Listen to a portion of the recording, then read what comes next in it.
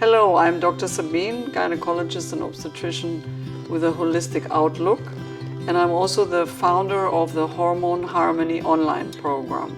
I am committed to women's vibrant health, and today's topic that I would like to share with you is the estrogen metabolism. We all are aware of estrogen. I'm sure you all have heard of it. It's a very sort of widely known hormone, but my understanding and my experience over the years is that very few only know what is actually the function of estrogen and what is this hormone actually doing.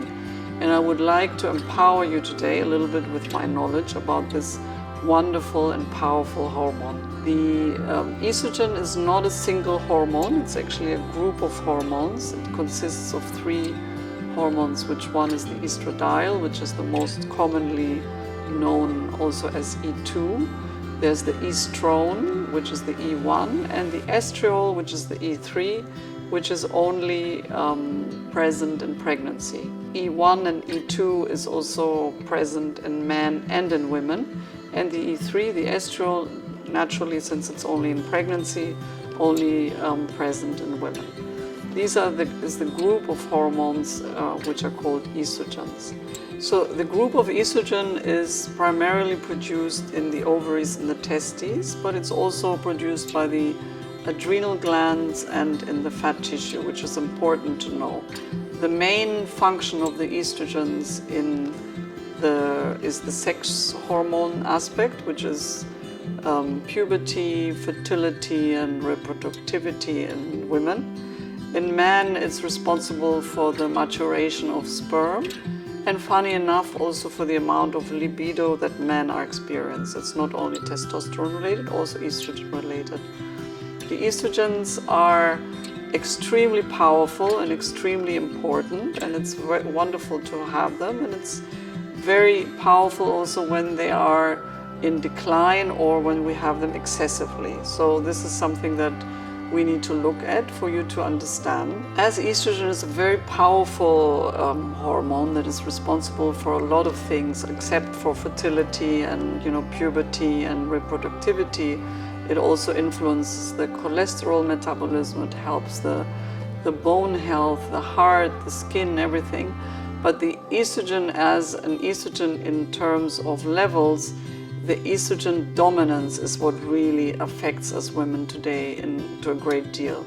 So estrogen dominance means that we have too much excess estrogen circulated in our body, which is sometimes not only a question of numbers, where you actually see it's above 150, 300, but it can also be, you can also become estrogen dominant in the phase where your progesterone is so low. So it is also seen, and very important to be seen, in relation with the progesterone. So you might have 150 level, which is a normal level, but in absence of progesterone, it becomes dominant. So estrogen dominance is something that is very difficult to handle because you become aggressive, you have excessive bleeding, you might have spotting, you feel very bloated, water retention, all of these things.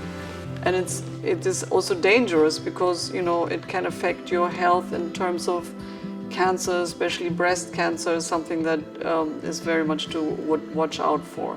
For me, in my clinical practice, what is really important and is something that people don't think about is actually how the estrogens leave the body.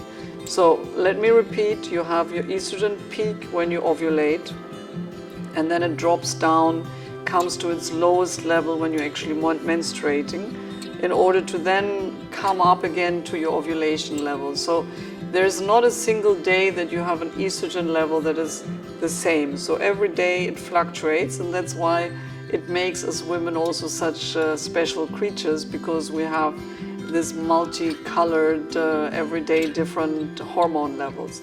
But that's on the side. So when the estrogen actually leaves the body, that's where it's broken down in the liver. And the liver can choose certain pathways how it metabolizes the estrogens. This can have a genetic disposition, but a great deal of which pathway is chosen has to do with your diet. And the pathways, they end up with good estrogen metabolites and bad estrogen metabolites.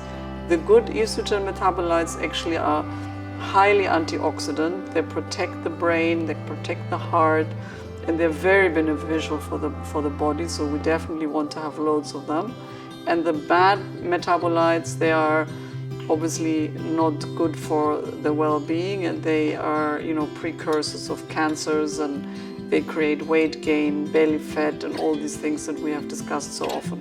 So we need to really make sure that we help our liver to choose the correct pathway for the estrogens to break down, on the good pathway, obviously. And this is something you can actively influence with your diet and with some dietary supplements, with the choices of food that you make. So, something that is really important and helpful are the cruciferous, so all the cabbage, the broccoli, the curly flowers, these kind of vegetables. They're really helping very much to break down the estrogen down the good pathway, with the result of a high antioxidant and protective metabolite that circulates the body and eventually leaves the body.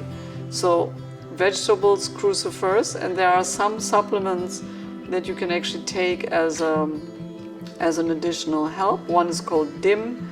It's called indole 3-carbinol, which is in the same way supporting the liver to choose the correct pathway. So it is important for you to understand that estrogen excess and estrogen metabolism is something that you can influence in a positive way with shifting it towards the good pathway and having good metabolites. It's also something that I check in my clinical practice with measuring the urine metabolites in the urine, so we can actually see the ratio between the two.